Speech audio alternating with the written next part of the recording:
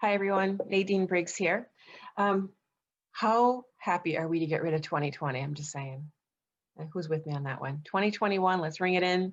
It's 2021 is also a great time to kind of obviously reflect on the last year and think about the things that went well. I mean, obviously we all had a lot of struggles in 2020, but we also had good things that happened. And so, take that moment to think about all the benefits of being together or having to be resilient or what are those things are for 2020.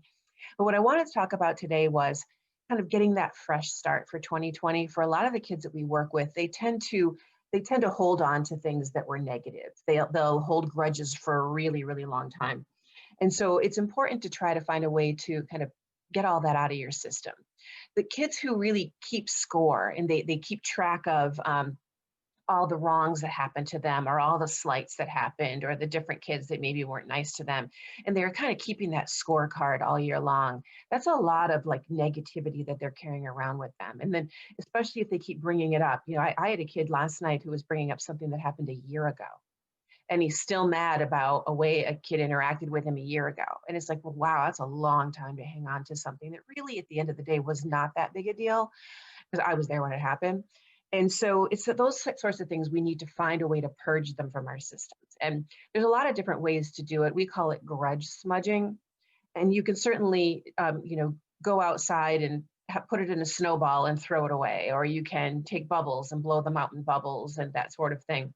I like things that have a little bit of a tactile element to them rather than just thinking about letting them go. And bubbles seems for some kids to be a little too benign. Like you want something a little more forceful. I recommend if you have a handheld shredder that you take your grudge and you put it on a card. So let's say I'm going to take a grudge from this year. Let's say maybe I had, maybe I had COVID, or maybe I had a bully, or maybe I was bored, or maybe my grades were really low and I was mad that the teacher was unfair or whatever the thing is. So I'm just going to write something on my card here. I'm just going to say, just for the sake of this argument. So in my case, I just put bullies, and you're going to put it through the shredder, and you're going to crank the shredder and crank the card through.